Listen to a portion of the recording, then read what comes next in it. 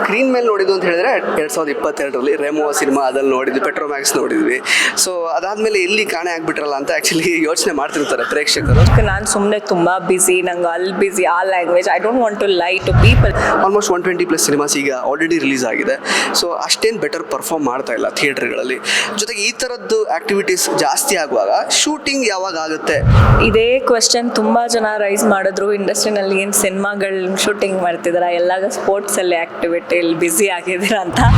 Independent women ತುಂಬಾ ಜನ inspire ಆಗ್ತಾರೆ ನಿಮ್ಮನ್ನು ನೋಡಿ. ಈಗ ಸೋಷಿಯಲ್ ಮೀಡಿಯಾದಲ್ಲಿ ಗೊತ್ತಲ್ಲ, ಪಾಸಿಟಿವ್ ನೆಗೆಟಿವ್ ಎರಡೂ ಬರ್ತಾ ಇರುತ್ತೆ. ಆಕ್ಚುಲಿ ಏನಪ್ಪ ಎಲ್ಲಿಂದ ದುಡ್ಡು ಬರುತ್ತೆ ಇವ್ರಿಗೆ, ಇಷ್ಟೊಂದು ಪ್ರಾಜೆಕ್ಟ್ಸ್ ಇಲ್ಲ ಆ ಥರದ್ದು ಅಂತ. ಬಟ್ ಬ್ಯಾಕ್ಗ್ರೌಂಡಲ್ಲಿ ನೀವು ಯಾವ ರೀತಿ ಬೇರೆ ಬೇರೆ ಬಿಸ್ನೆಸ್ ವಿಷಯಗಳಲ್ಲಿ ತೊಡಗಿಸ್ಕೊಂಡಿದ್ದೀರಾ ಅದು ಯಾವುದು ಗೊತ್ತಿರಲ್ಲ. ಆಕ್ಚುಲಿ ನಾವು ಪಬ್ಲಿಕ್ ಫಿಗರ್ ಆಗಿರ್ತೀವಿ, ಹಾಗಾಗಿ ನಿಮಗೆ ಸೋಷಿಯಲ್ ಮೀಡಿಯಾದಲ್ಲಿ ಮತ್ತೆ ಈ ಒಂದು ಮಾಧ್ಯಮಗಳಲ್ಲಿ ಕಾಣಿಸುತ್ತೆ ನಾವು ಹೇಗಿರ್ತೀವಿ. ಹಾಗಾಗಿ ನಿಮ್ಗೆ ಕ್ವೆಶ್ಚನ್ ಬರೋದ್ರಲ್ಲಿ ತಪ್ಪಿಲ್ಲ. ಎಷ್ಟೊಂದು ಜನ ನಾರ್ಮಲ್ ಲೈಫಲ್ಲಿ ಇನ್ನೂ ಅದ್ಭುತವಾಗಿರ್ತಾರೆ, ಇಂಡಿಪೆಂಡೆಂಟ್ ವುಮೆನ್ಸ್ ಇನ್ನೂ ನಮಗಿಂತ ಎಕ್ಸ್ಟ್ರೀಮ್ ಲೆವೆಲಲ್ಲಿ ತುಂಬ ಚೆನ್ನಾಗಿರ್ತಾರೆ. ಯಾರು ಕ್ವೆಶ್ಚನ್ ಮಾಡ್ತಾರೆ and who are they to question? Life partner ಹೇಗಿರಬೇಕು ಅಂತ ಯಾವ ಥರ ಡಿಸೈಡ್ ಮಾಡ್ಕೊಂಡಿದ್ದೀರಾ? ಸೊ ಏನಾದರೂ ಕ್ವಾಲಿಟೀಸ್ ಏನಾದರೂ ಹೇಳ್ಬೋದಾ ನಮ್ಮ ಪ್ರೇಕ್ಷಕರಿಗೆ ಹೇಗೆ ಅಂತ? ಯಾಕೆ ಇನ್ನೂ ಸಿಂಗಲ್ ಆಗಿದ್ದೀರಾ ಅಥವಾ ಡಬಲ್ ಆಗಿದ್ರು ಗೊತ್ತಿಲ್ವಾ ಜನಗಳಿಗೆ ಹೇಗೆ ಅಂತ? ಅಲ್ಲ, ಹಿಂಗಿರೋದ್ರೆ ಜನ ಹೇಳ್ತಾರೆ, ಡಬಲ್ ಆದ್ರೆ ಗೊತ್ತಾಗಲ್ವಾ ಜನನ ದುರ್ಬಿನಾಕಿ ನೋಡ್ಬಿಟ್ಟಾದ್ರೂ ಎಲ್ಲಾದ್ರೂ ಹುಡುಕಿ ಹಾಕ್ಬಿಡ್ತಾರೆ. ಯಾರೇ ಒಬ್ಬ ಲೈಫ್ ಪಾರ್ಟ್ನರ್ ಚೂಸ್ ಮಾಡ್ಬೇಕಾದ್ರೆ ತುಂಬಾ ಯೋಚನೆ ಮಾಡ್ತಾರೆ. ಅಟ್ ದ ಸೇಮ್ ಟೈಮ್ ಆ ವ್ಯಕ್ತಿನೂ ಕೂಡ ಅಷ್ಟೇ ಲಾಯಲ್, ಅಷ್ಟೇ ಕರೆಕ್ಟಾಗಿದ್ದಾರಾ ಅಂದರೆ ಕರೆಕ್ಟಾಗಿದ್ದಾರೆ ಅಂದರೆ ಸ್ಟೇಟಸಲ್ಲಿ ಏನೋ ಬಿಸ್ನೆಸ್ಸಲ್ಲಿ ದುಡ್ಡಲ್ಲಿ ಅಲ್ಲ. ನಾನು ಯಾವಾಗಲೂ ಮಿರರ್ ಥರ ಇಷ್ಟಪಡ್ತೀನಿ. ನಾನು ಮಿರರ್ ಮುಂದೆ ನಿಂತ್ಕೊಂಡ್ರೆ ಕಾರುಣ್ಯ ಹೆಂಗೆ ನನಗೆ ಕಾಣಿಸ್ತಾ ಇರುತ್ತೆ, ಹಾಗೆ ನನ್ನ ಲೈಫ್ ಪಾರ್ಟ್ನರ್ ನನಗೆ ಸಿಗಕ್ಕೆ ಮುಂಚೆ ಐ ಡೋಂಟ್ ವಾಂಟ್ ಎನಿಥಿಂಗ್. ನಮಸ್ಕಾರ ಸ್ನೇಹಿತರೆ, ಸಿನಿಮಾ ವಿಶೇಷ ಸೆಗ್ಮೆಂಟ್ಗೆ ಸ್ವಾಗತ. ನಾನು ಸುಜಯ್ ರಾಜ್. ಸ್ನೇಹಿತರೆ, ನಮ್ಮ ಜೊತೆ ಇರುವಂತಹ ಅತಿಥಿಯನ್ನ ನಾವು ಆಕ್ಟರ್ ಅಂತ ಹೇಳೋದಾ, ಇನ್ಫ್ಲುಯೆನ್ಸರ್ ಅಂತ ಹೇಳೋದಾ, ಟ್ರಾವೆಲರ್ ಅಂತ ಹೇಳೋದಾ, ಸೋಷಿಯಲ್ ಆಕ್ಟಿವಿಸ್ಟ್ ಅಂತ ಹೇಳೋದಾ, ಇವರಿಗೆ ಸಾಕಷ್ಟು ಉಪಮೇಯಗಳಿವೆ. ಸದ್ಯಕ್ಕೆ ಏನು ಇಂಡಸ್ಟ್ರಿಯಲ್ಲಿ ಒಂದು ಕಬಡ್ಡಿ ಲೀಗ್ ಆಗ್ತಾ ಇದೆಯಲ್ಲ, ಅದನ್ನ ರೆಪ್ರೆಸೆಂಟ್ ಮಾಡೋದಕ್ಕೆ ಕಾರುಣ್ಯ ರಾಮ್ ಅವರು ನಮ್ಮ ಜೊತೆಗಿದ್ದಾರೆ. ಮಾತಾಡಿಸ್ತಾ ಹೋಗೋಣ ಬನ್ನಿ. ನಾನು welcome to the show firstly. So ಹೇಗಿದ್ದೀರಾ? ಬಹಳ ದಿನಗಳ ನಂತರ ಸಿಗ್ತಾ ಇದ್ದೀರಾ, ಹೇಗಿದ್ದೀರಾ? Super, I am too good. ಚೆನ್ನಾಗಿದ್ದೀನಿ, ನೀವ್ ಹೇಗಿದ್ದೀರಾ? ನಾನು ಕೂಡ ತುಂಬಾ ಚೆನ್ನಾಗಿದ್ದೀನಿ. ಸೊ ಆಲ್ಮೋಸ್ಟ್ ಈಗ ನಾವು ಇನ್ಸ್ಟಾಗ್ರಾಮ್ನೆಲ್ಲ ನೀವು ಫಾಲೋ ಮಾಡ್ತಾ ಇರ್ತೀವಿ, ಲೈಕ್ ಅಂದ್ರೆ ಫುಲ್ ಟೈಮ್ ಇನ್ಫ್ಲುಯೆನ್ಸರ್ ಕೂಡ ಆಗಿದ್ದೀರಾ ಅಂತಾನೆ ಹೇಳ್ಬೋದು. ಜೊತೆಗೆ ಟ್ರಾವೆಲ್ ಮಾಡ್ತಿರ್ತೀರಾ. ಸೊ ಹೇಗಾಗ್ತಿದೆ ನಿಮ್ಮ ಲೈಫ್ ಅನ್ನುವಂತಹ ಕುತೂಹಲ ನಮ್ಮ ವೀಕ್ಷಕರಿಗೂ ಇರುತ್ತೆ. ಸೊ ಏನೆಲ್ಲ ನಡೀತಾ ಇದೆ ನಿಮ್ಮ ಲೈಫಲ್ಲಿ ಅಂತ? Life is going really good. 2025 started with positive vibe. ಅದ ನಂತರಗಳಲ್ಲಿ ಇವಾಗ ನೀವು ನೋಡಿದಂಗೆ kabaddi league I am representing Shri Sai Shishir travels ಅವ್ರ ಟೀಮ್ನ ನಾನು ರೆಪ್ರೆಸೆಂಟ್ ಮಾಡ್ತಿದ್ದೀನಿ.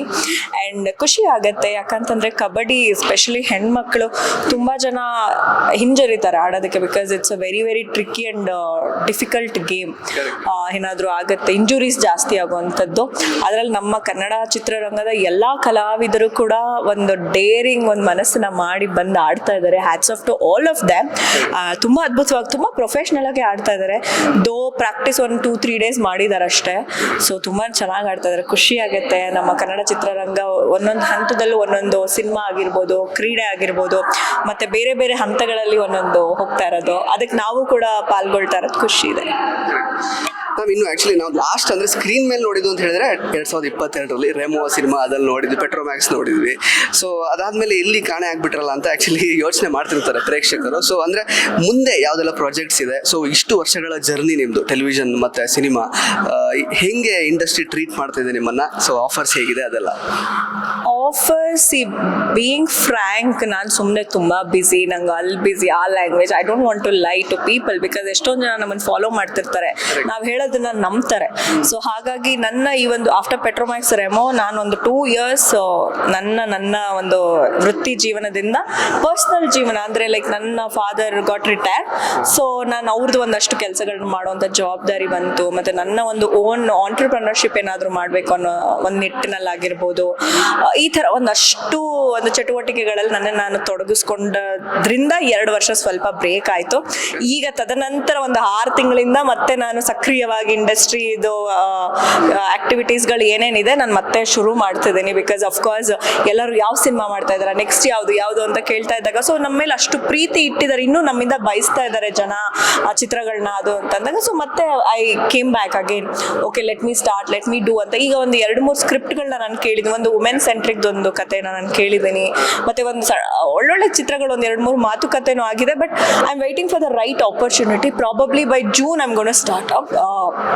ಅದರ ಡೀಟೇಲ್ಸ್ ಎಲ್ಲ ಟೀಮ್ ಕಡೆಯಿಂದನೇ ಬಂದರೆ ಚೆನ್ನಾಗಿರುತ್ತೆ ಅನ್ನೋದು ನನ್ನ ಒಂದಿದೆ. ಯಾವಾಗಲೂ ನಾನು ಮಾಡಿರ್ತಕ್ಕಂಥ ಪ್ರತಿಯೊಂದು ಚಿತ್ರಗಳನ್ನು ಜನಗಳು ವೀಕ್ಷಣೆ ಮಾಡಿದ್ದಾರೆ. ಕೆಲವೇ ಚಿತ್ರಗಳಾಗಿರ್ಬೋದು, ಪ್ರತಿಯೊಬ್ಬರು ವೀಕ್ಷಣೆ ಮಾಡಿ ಅದನ್ನು ಮೆಚ್ಚುಗೆ ಪಡಿಸಿದ್ದಾರೆ. ಸೊ ಆ ಥರದ್ದೇ ಚಿತ್ರಗಳನ್ನ ಮಾಡೋ ಒಂದು ನಿಟ್ಟಿನಲ್ಲಿ ಸ್ವಲ್ಪ ಚೂಸಿ ಆಗಿದ್ದೀನಿ ಅಷ್ಟೇ. ಕರೆಕ್ಟ್. ನಾವು ಇನ್ನು ಆ್ಯಕ್ಚುಲಿ ಇಂಡಸ್ಟ್ರಿಯಲ್ಲಿ ಇರುವಂತಹ ಅಂದರೆ ಏನೊಂದು ಎಲ್ಲರೂ ಆರ್ಟಿಸ್ಟ್ಗಳಿರಬಹುದು ಅಥವಾ ಬೇರೆ ಬೇರೆ ಫ್ಯಾಟರ್ನಿಟಿ ಎಲ್ಲ ಒಂದಾಗಲಿಕ್ಕೆ ಒಂದೇ ರೀತಿ ಯೋಚನೆ ಮಾಡಲಿಕ್ಕೆ ಈ ಥರದ ವೇದಿಕೆಗಳು, ಈ ಥರ ಗೇಮ್ಸ್ ಆಗಿರ್ಬೋದು, ಇದೆಲ್ಲ ತುಂಬ ಸಹಕಾರಿ ಆಗುತ್ತೆ. ಬಟ್ ಒಂದು ಕಡೆ ಇನ್ನೊಂದು ಥಾಟ್ ಏನಂತಂದರೆ ಆಲ್ಮೋಸ್ಟ್ 120+ ಸಿನಿಮಾಸ್ ಈಗ ಆಲ್ರೆಡಿ ರಿಲೀಸ್ ಆಗಿದೆ. ಸೊ ಅಷ್ಟೇನು ಬೆಟರ್ ಪರ್ಫಾರ್ಮ್ ಮಾಡ್ತಾ ಇಲ್ಲ ಥಿಯೇಟರ್ಗಳಲ್ಲಿ.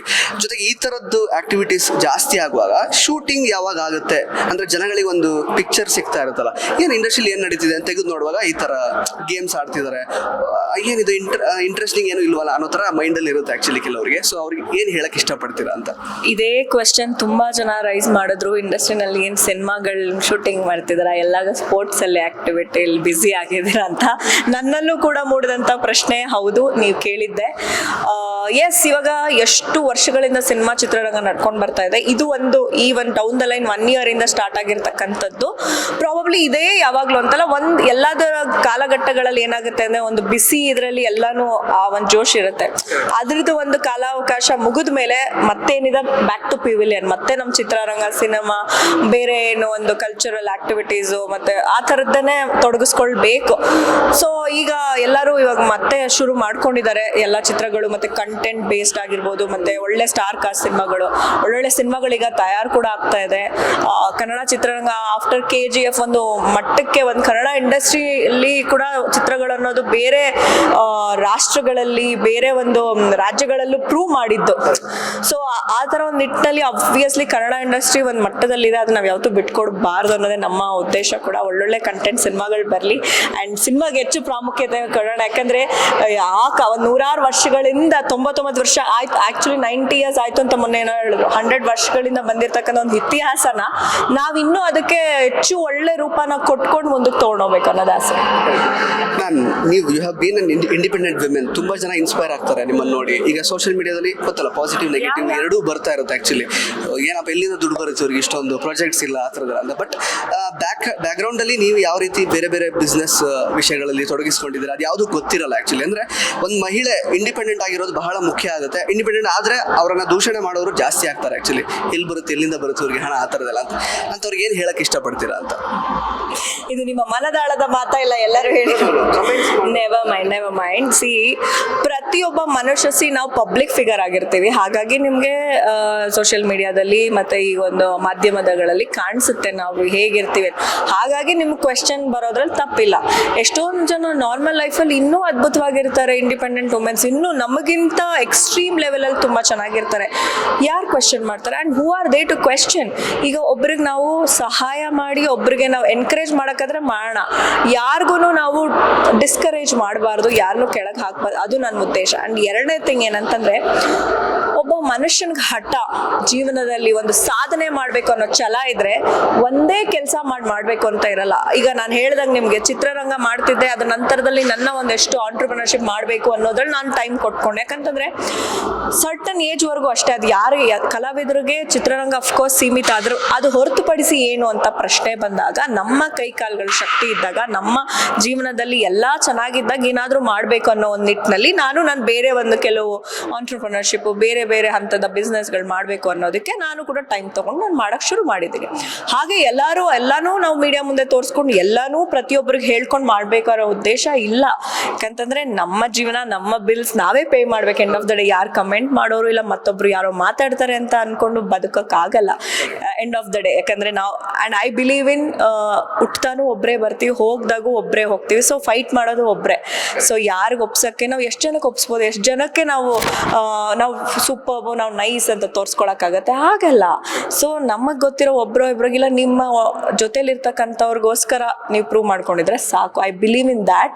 And at the same time ಹೆಣ್ಮಕ್ಳು ಒಂದೇನೋ ಸಾಧನೆ ಮಾಡ್ತಾ ಇದ್ದಾರೆ, ಮುಂದೆ ಬರ್ತಾ ಇದ್ದಾರೆ ಅಂದರೆ ದಯವಿಟ್ಟು ಅವ್ರಿಗೆ ಎನ್ಕರೇಜ್ ಮಾಡಿ, ಅವ್ರಿಗೆ ಸಪೋರ್ಟ್ ಮಾಡಿ. ಏನು ಮಾಡೋಕ್ಕಾಗಿಲ್ಲ ಅಂದರೆ ಅದೇನೋ ಕಮೆಂಟ್ ಹೇಳ್ತಾರೆ ಹೆಂಗೆ ಬರುತ್ತೆ. ನೀವು ನೋಡಿರ್ತೀರಲ್ಲ, ನೀವು ಕೊಟ್ಟಿರ್ತೀರ, ನಿಮ್ಮ ಮನೇಲೂ ಹೆಣ್ಮಕ್ಳು ಇರ್ತಾರೆ, ನಿಮ್ಮ ಮನೆಯಲ್ಲೂ ಅವರು ಕೂಡ ಏನೋ ಮಾಡಬೇಕು ಅಂತ ಆಸೆಗಳು ಇಟ್ಕೊಂಡಿರ್ತಾರೆ. ಅದನ್ನ ನೀವು ಚಿವುಟಿ ಸಾಯಿಸ್ದಂಗೆ ಆಗ್ಬಿಡುತ್ತೆ ಬೇರೆ ಹೆಣ್ಮಕ್ಳು ಕಮೆಂಟ್ ಮಾಡಿದ್ರೆ, ಬೇರೆ ಸಾಧನೆ ಮಾಡ್ತಿರೋ ಹೆಣ್ಮಕ್ಳಿಗೆ ಹಿಂದೆ ಮಾತಾಡಕ್ಕೆ ಹೋದ್ರೆ. So this is what I wanted to tell everyone. Ma'am, on a lighter note, ಅಂದರೆ ಲೈಫ್ ಪಾರ್ಟ್ನರ್ ಹೇಗಿರಬೇಕು ಅಂತ ಯಾವ ಥರ ಡಿಸೈಡ್ ಮಾಡ್ಕೊಂಡಿದ್ದೀರಾ?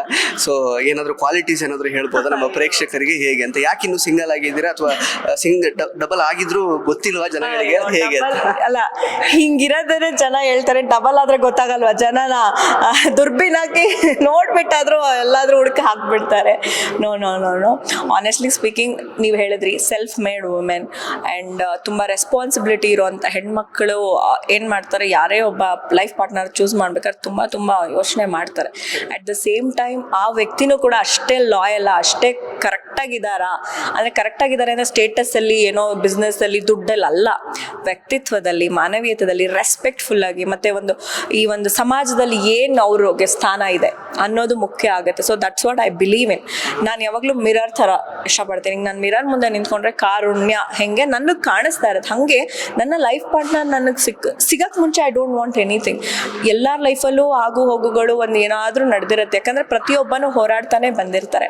ಬಟ್ ನಮ್ಮ ಲೈಫಲ್ಲಿ ನಮಗೆ ಅಂತ ಒಬ್ಬ ವ್ಯಕ್ತಿ ಬಂದಾಗ ನಾವು ಎಕ್ಸ್ಪೆಕ್ಟ್ ಮಾಡೋದೇನಂತಂದರೆ ಲಾಯಲ್ಟಿ ಮತ್ತು ಒಂದು ಒಳ್ಳೆ ಫ್ರೆಂಡ್ಶಿಪ್ ಬಾಂಡ್ ಇರಬೇಕು. ಯಾಕಂದ್ರೆ ಪ್ರತಿಯೊಂದು ಶೇರ್ ಮಾಡಿ, ಆಮೇಲೆ ಇಬ್ಬರು ಗ್ರೋ ಟುಗೆದರ್. ನಿಮಗೆ ನಾವು, ನನಗೆ ನೀನು ಸಪೋರ್ಟ್ ಮಾಡಿ, ಯಾಕಂತಂದರೆ ಆ ಥರ ಇದ್ರೇ ಇಬ್ಬರು ಬೆಳೆಯೋಕ್ಕಾಗತ್ತೆ, ಒಂದು ಅನ್ಯೋನ್ಯತೆ ಅನ್ನೋದು ನೋಡೋಕ್ಕಾಗತ್ತೆ. ಸೊ ಈ ಥರ ಒಂದು ಕ್ಯಾಲಿಬರ್ ಆ್ಯಂಡ್ ಕ್ವಾಲಿಟೀಸ್ನ ನಾನು ಎಕ್ಸ್ಪೆಕ್ಟ್ ಮಾಡ್ತೀನಿ. ಅದಕ್ಕೆ ವರ್ತಿಲ್ಲ ಅಂತಂದರೆ ನನಗೆ ಅದು ಬೇಡವೇ ಬೇಡ. ಯಾವಾಗ ದೇವರು ಇಲ್ಲ ನನ್ನ I believe in destiny. Okay, ನಾನು ಹುಡ್ಕೊಂಡು ಹೋಗಲ್ಲ ಯಾವುದನ್ನು, ಅದಾಗದೆ ಹುಡ್ಕೊಂಡು ಬರುತ್ತೆ.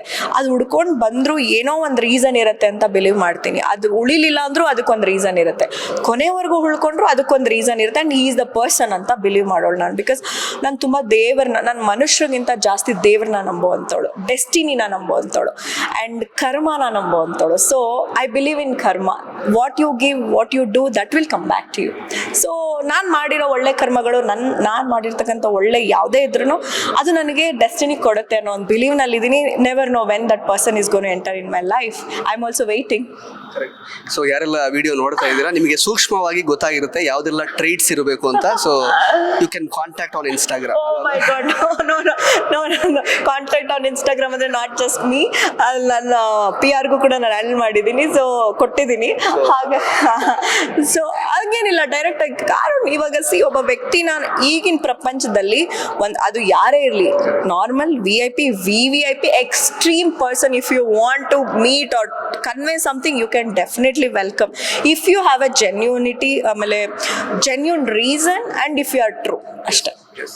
ಸೊ ಸಾಕಷ್ಟು ವಿಷಯಗಳನ್ನ ಹಂಚ್ಕೊಂಡ್ರಿ ಮೇಡಮ್. ಸೊ ಆದಷ್ಟು ಬೇಗ ಪ್ರಾಜೆಕ್ಟ್ಸ್ ಮೂಲಕ ತೆರೆ ಮೇಲೆ ಕಾಣಿಸ್ಕೊಳ್ತಾರ ಆಗಲಿ ಅಂತ ನಾನು ಆಶಿಸ್ತೀನಿ. And all the best to all your projects. Thank you so much. Thank you for your beautiful questions. In fact ಎಷ್ಟೊಂದು ಕೆಲವು ಸತಿ ನಮ್ಮಲ್ಲಿ ಇರ್ತಕ್ಕಂಥದ್ದನ್ನ ನಾವು ಹೇಳೋಕ್ಕಾಗ್ತಿರಲ್ಲ, ಆ ಸಂದರ್ಭಗಳು ಬಂದಿರಲ್ಲ, ಆಮೇಲೆ ಕೆಲವ್ರು ಏನೇನೋ ಅನ್ಕೊಂಡಿರ್ತಾರೆ. ಅದಕ್ಕೆ thank you so much. Yes ma'am.